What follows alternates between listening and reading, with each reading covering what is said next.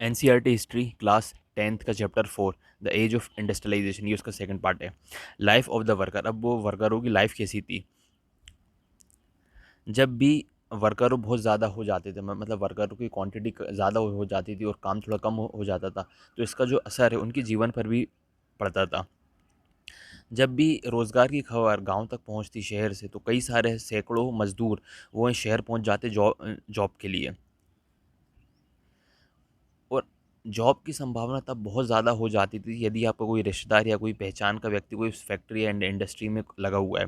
मतलब जैसे होता है कि फैक्ट्री में कहीं जॉब की रिक्रूटमेंट है, अगर आपका दोस्त लगा है तो तब आपका सिलेक्शन हो जाएगा या आपको भी नौकरी मिल जाएगी शहर में, इसकी पॉसिबिलिटी बहुत ज़्यादा होती थी।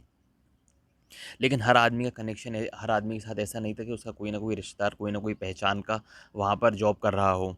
तो ऐसे में वो लोग क्या करते थे, वहीं शहर में पहुँच कर जो ब्रिज के नीचे ब्रिज के नीचे रात रुकते थे। और कुछ लोग हैं मतलब जहाँ पे रुकने की व्यवस्था होती थी, जैसे जो धर्मशाला टाइप की जगह होती हैं वहाँ पर ये लोग अपना पहुँच कर वेट किया करते थे नौकरी का। और रुकने की व्यवस्था इनकी वही होती थी जो धर्मशालाएं हैं।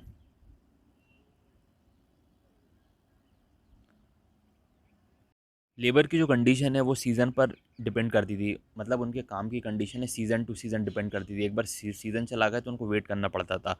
और सीज़न के बाद उन्हें वापस दोबारा से वो अपने सड़कों पर आ जाते थे, मतलब वो पुरानी जो लाइफ़स्टाइल है गरीबी वाली, वो दोबारा से वहीं पर आ जाते थे। कुछ लोग जो हैं सर्दियों के बाद अपने गाँव वापस चले जाते थे, लेकिन कुछ लोग हैं वहाँ पर वहीं पर रुक कर कुछ ना कुछ छोटा-मोटा काम ढूँढते थे जो शहर में थे कि यार चलो अभी जब तक है जब तक तो कुछ छोटा-मोटा ढूँढ लें। लेकिन 19वीं सेंचुरी में ये इतना आसान काम नहीं था।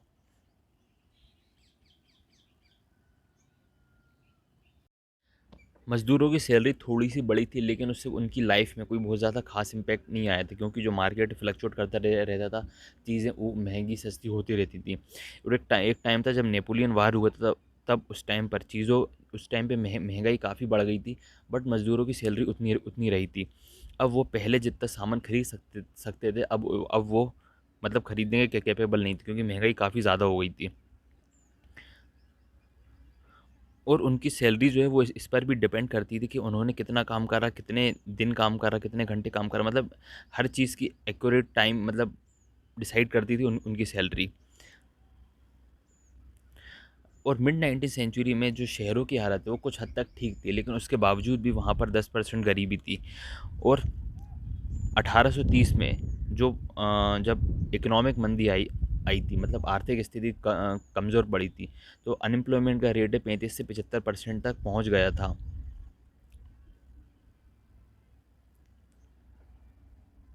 जो लेबर लोग हैं वो ये टेक्नोलॉजी वाली मशीनों से काफ़ी घबराते थे, क्योंकि जो काम 10 मज़दूर करते थे वो अब काम एक मशीन करती थी, जिससे क्या होता था, अनएम्प्लॉयमेंट बढ़ता था और उनका काम छीन लिया जाता था।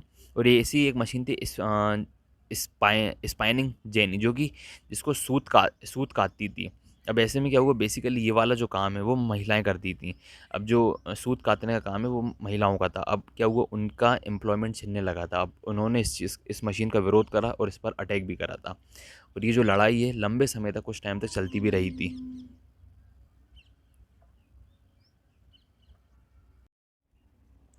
1840 में जो शहरों का काम है वो काफ़ी स्पीड में होने लगा था। मतलब शहरों का काम से मतलब कि अब जो शहर बन रहे थे वहाँ की सड़कें चौड़ी हो रही थी, रेलवे स्टेशन बनने स्टार्ट हो गए थे, रेलवे लाइन, रेल की जो पटरियाँ वो स्टार्ट हो गई थी, कहीं पर टनल बननी थी, सीवेज लाइन बननी थी, मतलब अब हर हर प्रकार से काम स्टार्ट हो गया था, तो जिससे एम्प्लॉयमेंट काफ़ी बढ़ा था।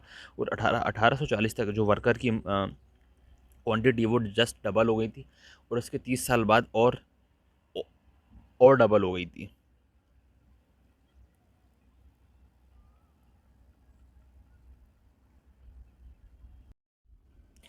इंडस्ट्रियलाइजेशन इन द कॉलोनी, अब मतलब अभी तक ब्रिटेन के बारे में देखा था, अब इंडिया के बारे में देखेंगे कि उनकी उस टाइम पर फैक्ट्री कंडीशन कैसी थी। और मैकेनिकल और नॉन मैकेनिकल, मतलब जो काम फैक्ट्री में होते थे और जो फैक्ट्री में नहीं होते थे, घर से होते थे। और स्पेशली इसमें जो टेक्सटाइल इंडस्ट्री उस पर फोकस करेंगे।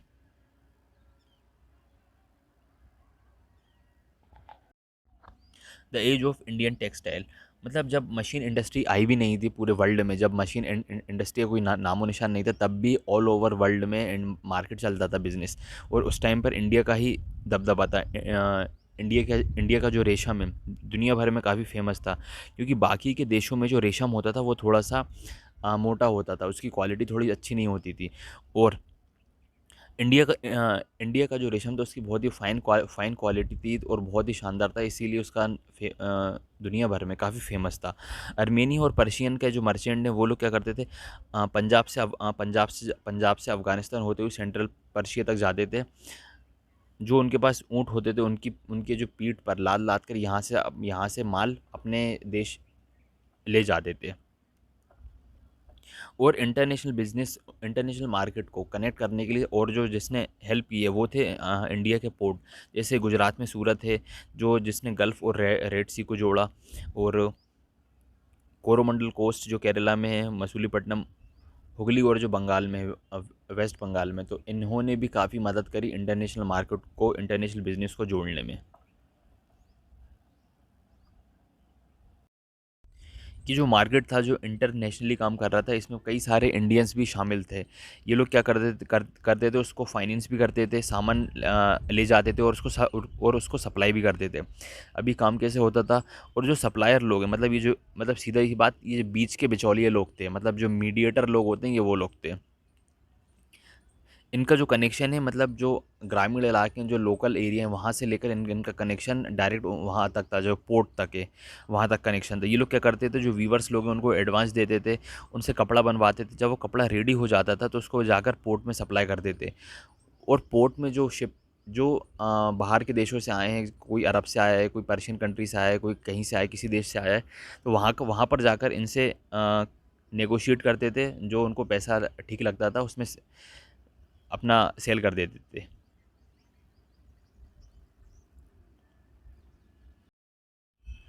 1750 तक जो इंडियन मर्चेंट है, मतलब उनका जो बिज़नेस है वो धीरे धीरे ठप पड़ने लगा, धीरे धीरे स्लो हो गया।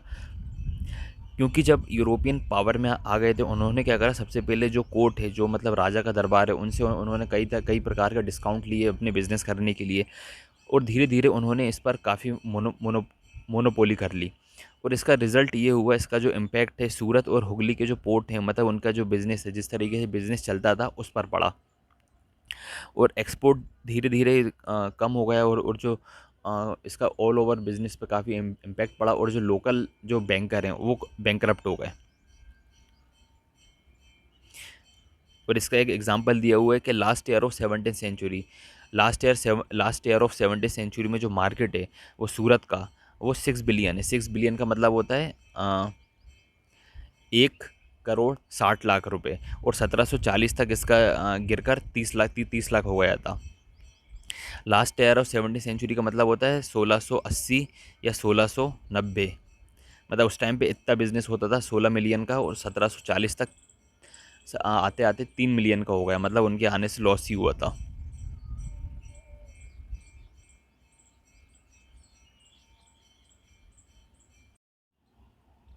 सूरत और हुगली धीरे धीरे करके ख़त्म होते जा रहे थे, और अब कलकत्ता और बॉम्बे और कलकत्ता वो उभर रहे थे, मतलब वो तो ग्रोथ कर रहे थे।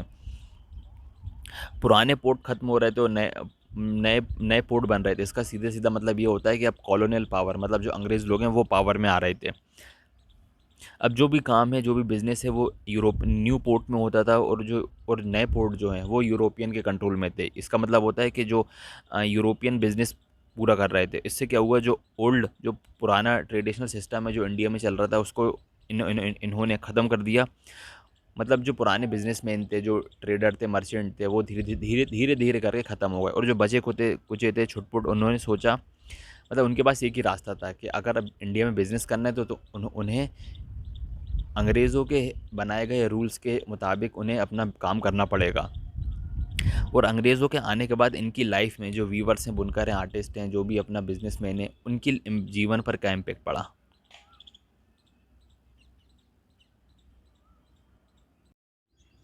What happen to weaver. जब इंडिया ने 1760 तक अपना पूरा कंट्रोल कर, मतलब ब्रिटिश ने ब्रिटिश ने 1760 तक इंडिया में जब अच्छे से कंट्रोल कर लिया था, तो इसका इम्पैक्ट जो टेक्सटाइल इंडस्ट्री, टेक्सटाइल कंपनी, उस पर शुरुआत में काफ़ी इसका असर पड़ा था। और ब्रिटेन में इंडिया का जो फाइन क्वालिटी का कॉटन है, जो रेशम है, उसकी काफ़ी डिमांड थी। और ब्रिटिश अंग्रेज़ भी यही चाहते थे कि वो अपना जो जो डिमांड है उसको फिलफ़िल करें, मतलब इंडिया में और ज़्यादा कपड़ा और ज़्यादा उद्योग रेशम का काम करें।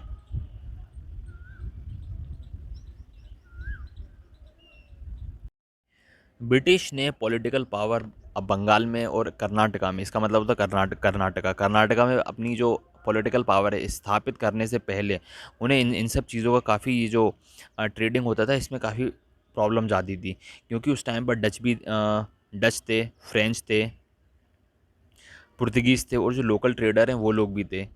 वो लोग भी इसके मार्केट में होड़ में लगे रहते थे। और जो माल बेचने वाले लोग हैं, जो अपनी फ़ाइन क्वालिटी का कपड़ा है वो उसी को बेचते थे जो ज़्यादा से ज़्यादा पैसे देने को तैयार होता था। और इस बात का ज़िक्र उन्होंने अपने लेटर में भी लिखा है, करा है, लंदन के जो ऑफिसर हैं। ईस्ट इंडिया कंपनी यदि वो अपनी पॉलिटिकल पावर को इस्टेब्लिश कर लेती, तो इसका मतलब होता था अब उसके पास राइट्स हैं ट्रेड में, बिजनेस में, जो भी फेर बदल करना चाहे तो वो क्या कर सकते थे, जो मैनेजमेंट है उसको चेंज कर सकते थे, कंपटीशन को ख़त्म करना था, और जो कंट्रोल कॉस्ट है, जो भी टैक्स वगैरह कंट्रोल कॉस्ट है, उस पर अपनी लगाम लगा सकते थे। और उन्होंने ये करने के लिए, ये जो काम करने के लिए कुछ स्टेप्स में कदम उठाए थे।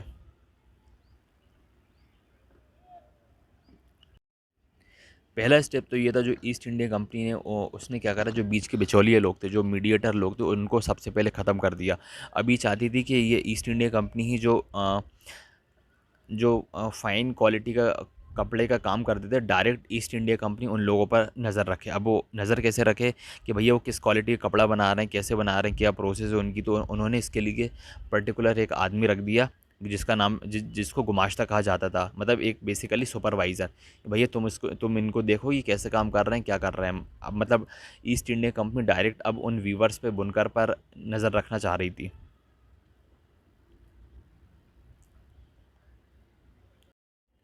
सेकंड स्टेप ये थी कि कंपनी ने मतलब जो भी व्यक्ति, जो भी बुनकर है वो कंपनी के साथ काम कर रहा है, तो उसको किसी और बायर के साथ, मतलब किसी और के साथ ट्रेड करने का राइट्स नहीं था।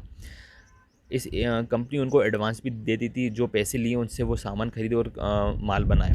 और ये माल आप किसी और व्यक्ति को, किसी और ट्रेडर को नहीं बेच सकते थे, सिर्फ आपको कंपनी को ही बेचना पड़ता था ये वाला।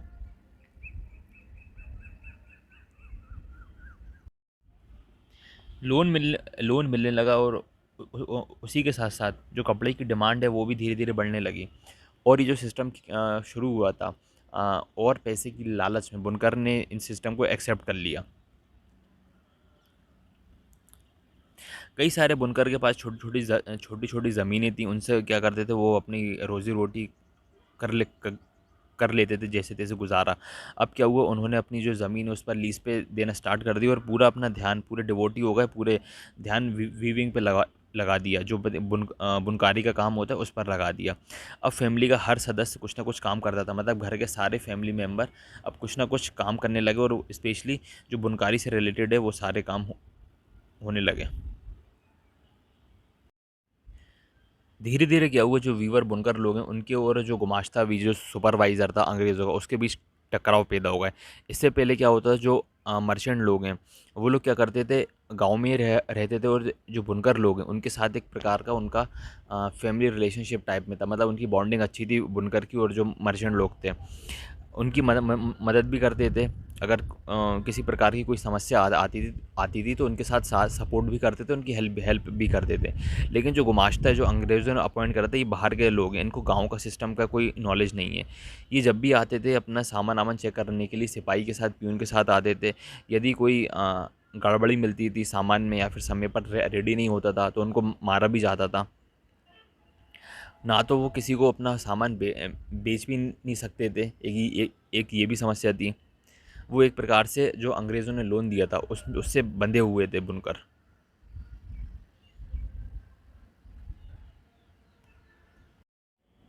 कर्नाटक और बंगाल के जो बुनकर थे उन्होंने अब क्या करा, अपना गांव छोड़कर कहीं और जो पहचान वाले हैं, कोई रिश्तेदार हैं, उनके यहाँ शिफ्ट हो गए थे।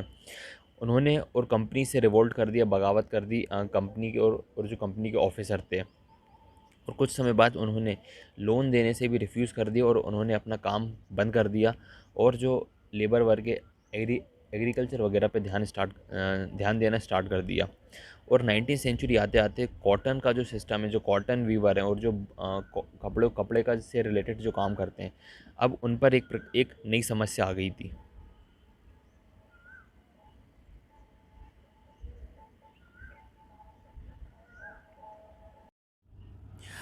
मैनचेस्टर कम टू इंडिया 1772 तक एक कंपनी के ऑफिसर थे, मतलब ईस्ट इंडिया कंपनी के अंग्रेज़ों के एक ऑफिसर थे, हेनरी नाम के।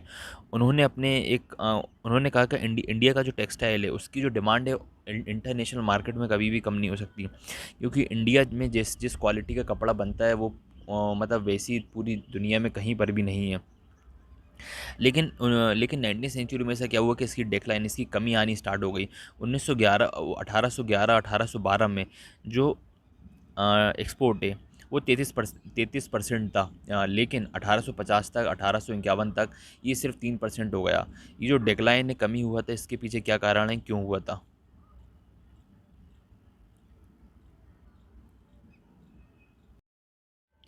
जैसे ही कॉटन इंडस्ट्री इंग्लैंड में ग्रो करने लगी, तो वहाँ के जो इंडस्ट्रियलिस्ट लोग हैं उनको थोड़ी टेंशन हुई, क्योंकि बाहर के देशों से जो कपड़ा आता था, क्योंकि बाहर के देशों से जो कपड़ा आ रहा था वो भी बिकता था।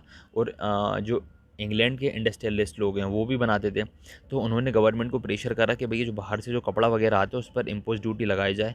और उसी टाइम उन्होंने ये अंग्रेज़ों से बोला, ईस्ट इंडिया कंपनी से बोला कि हमें परमिशन मिले कि जो हमारा जो कपड़ा, यहाँ का जो कपड़ा है वो इंडिया में भी सेल हो सके। और ये जो काम स्टार्ट हुआ तो वहाँ तो 19वीं सेंचुरी में कुछ बदलाव आए थे। 18वीं सेंचुरी के लास्ट में, मतलब इंडिया से कोई इतना ज़्यादा खास इंपोर्ट एक्सपोर्ट नहीं हुआ था। और 1850 तक इंग्लैंड से जो माल इंडिया आया था वो लगभग 31% होता था। और 1870 तक आते आते वो 50% से ज़्यादा हो गया। मतलब ऐसा हो रहा था कि अब तक अपन इंडिया से माल जाता था, मतलब और अंग्रेज़ों ने ऐसी कंडीशन ले आए थे कि 1870 तक इंग्लैंड से माल आना स्टार्ट हो गया था।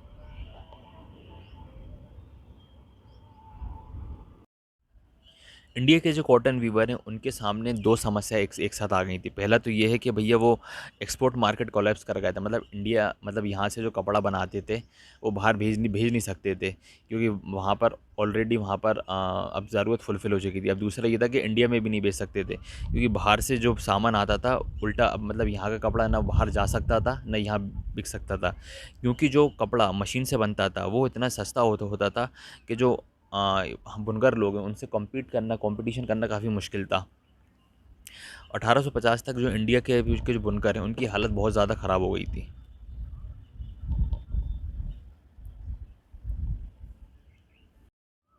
1860 तक जो इंडियन वीवर हैं, बुनकर हैं, उन्होंने एक नई प्रॉब्लम को फेस करा था। वो थे मतलब जो गुड क्वालिटी का रॉ मटेरियल होता है उसकी कमी आना, क्योंकि अमेरिका में उस टाइम पर सिविल वार स्टार्ट हो गया था, गृह युद्ध शुरू हो गया था। तो वहाँ वहाँ से माल आना बंद हो गया था, किसी भी प्रकार का ट्रेड होना बंद हो गया था। तो ऐसे में ब्रिटेन को पूर्ति करनी थी, तो ब्रिटेन इंडिया आया पूर्ति के लिए। तो यहाँ का जो रॉ मटेरियल है इंडिया का वो बहुत सारी मात्रा में वहाँ जाने लगा। तो इससे क्या हुआ कि जो रॉ मटेरियल है उसकी काफ़ी शॉर्टेज आने लगी थी, जो इसका इम्पैक्ट है, बहुत बुरा इम्पैक्ट इस पर जो बुनकर हैं उन पर पड़ा था। अब जो इंडिया के जो बुनकर हैं 19वीं सेंचुरी में उनके सामने एक और समस्या आ गई थी। वो समस्या ये थी कि अब जो समस्या थी वो तो चल रही थी, वो तो ठीक है, अब इंडिया में भी फैक्ट्री की शुरुआत हो गई। अब इंडिया में भी ऐसे कपड़े मतलब इंडिया में जब फैक्ट्रियाँ स्थापित हो गई तो वहाँ से मशीनों से कपड़ा बनता था। अब वो इंडिया में उसकी डिमांड बढ़ने लगी। ऐसे में उनका सर्वाइव करना थोड़ा सा मुश्किल था।